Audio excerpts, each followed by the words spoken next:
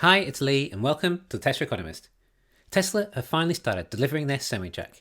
Even if it was 5 years after the initial reveal, it's finally been achieved, despite some people saying it would never be possible to drive a semi-truck with an £80,000 load distances of around 500 miles on one charge.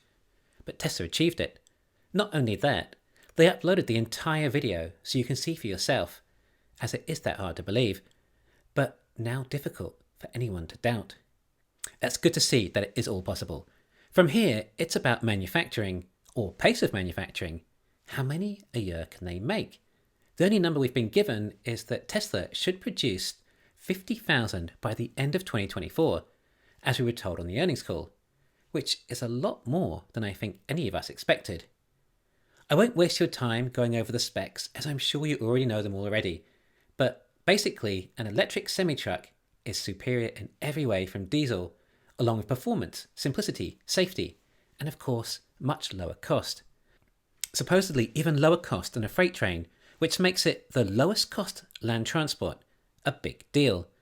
They do, however, require a huge amount of battery cells in order to work, enough for about 17 Model 3 standard ranges, which would make as much as about $200,000 profit. That's a lot of profit or opportunity cost, especially when that's possibly close to the actual price tag of the semi-truck.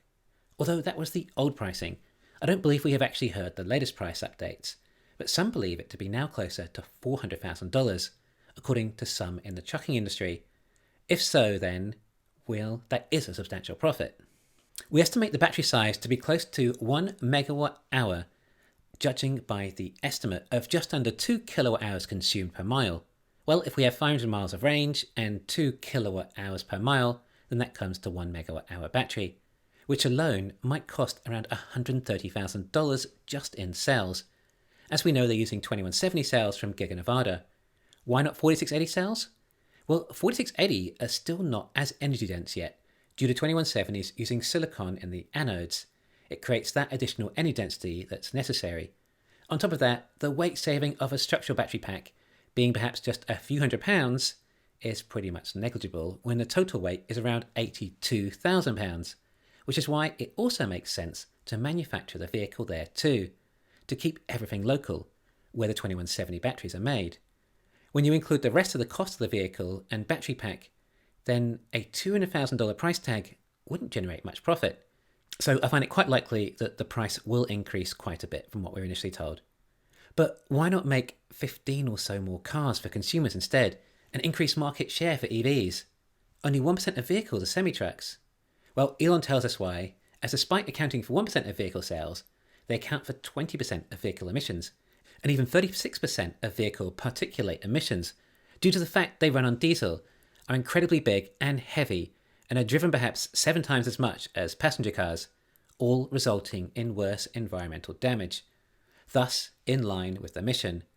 And due to the fact that they use so much fuel and are driven so much, then there's also likely to be an ongoing profit generated from them with charging.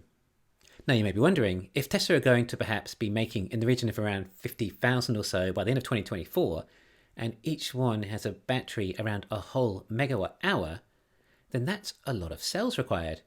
And the EV industry is still cell and battery constrained.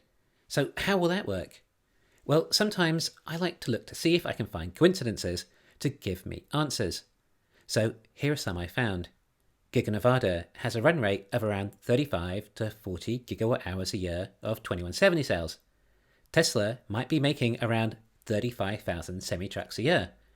Well, 35,000 semi-trucks with 1 megawatt hour battery is 35 gigawatt hours a year of cells. The semi-truck is using 2170 cells, and Giga Nevada makes about 35 gigawatt hours a year of 2170 cells. Tesla have recently made some expansions on the site, but only minor, nothing large enough to increase capacity of the cell production noticeably, probably more likely for production space for the semi-truck. So there we go. Although that would essentially limit production to around 35 to 40,000 semi-trucks a year, and Tesla aren't going to expand more 2170 production in any major way. But possibly by 2025, Panasonic have their own 4680 cells mastered, and perhaps may replace the 2170 production in Nevada with 4680 and increase cell production there. Also, remember, it's only the 500-mile semi-truck that needs a whole megawatt-hour battery, and there will be the 300-mile version too, which could only be around 600 kilowatt-hour battery. Anyway, this makes me think more that Tesla will end the 2170 version of the Model 3 in Fremont. Same with the Model Y. The Model 3 will end up being some sort of iron cathode mid-range, and the Model Y will be the 4680 version and only made in Texas. I think the Model 3 is underrated. Why? Because it's too expensive. Why is it too expensive? Well, only relatively compared to the Model Y, due to the further advanced manufacturing it has to reduce cost. But the cost reduction potential is higher on the Model 3, and it can use fewer cells or lower cost, less energy dense cells as it's smaller and lighter. So Tesla can increase range and reduce cost for the Model 3, and it will sell very well. Hence why it could be made at Fremont and the Model Y in Texas. I think we see a major reshuffling of cells in the future with Tesla as each cell finds its correct application and purpose. They show us a slideshow of how Tesla are trying to cover all major forms of terrestrial transport, and we see a car covered, similar to the one on Battery Day, except the label has changed. On Battery Day, the covered vehicle was called the $25,000 passenger car. It's now referred to as the robotaxi, which I think we need to start believing that there may not be a low-cost, affordable compact for sale to customers. No matter what fund managers or stock analysts tell you, there's been no mention of such a product since Battery Day, and Elon even saying in the past on earnings calls that don't think of a low-cost Tesla to purchase or own, but think about low cost per miles travelled. I think if this robotaxi is for sale, then it's going to be over $100,000 and nothing close to $30,000. It's far too much value to offer at such a low price. I think there's only one vehicle coming soon, and it's just a compact robotaxi. This is also the vehicle that Tesla designer Franz was also talking about. That is now his favourite Tesla design yet. As a Tesla consumer, you may be frustrated, but as an investor, it's very good news. Now, I never thought I would ever really be this interested or excited about semi-trucks, but as it's a Tesla product, it certainly piques my interest. And it's great for the mission and likely also going to be great for the company and stock price. I mean, there are Tesla lovers out there that actually want to buy this semi-truck. My dad even says he wants one, and before Tesla, not in a million years would he have considered a semi-truck, nor would he have ever bought a pickup truck either, yet he placed his deposit on a Cybertruck the day it was launched. But I have to say, the thing that blew my mind the most from this event and got me the most excited was when they were talking about the charging. Now, we'd already heard that the version 4 charger for the semi-truck could be about 1.5 megawatts, and we're shown that the version 4 charger is in excess of 1 megawatts, and supposedly it might take about just half an hour to get 70% charge for the semi-truck, and version 4 chargers have high voltage conductors immersed in coolant return tubes, liquid cooled so you don't need a huge cable, 3 times the current density. It's pretty amazing, even though I don't even understand the half of it.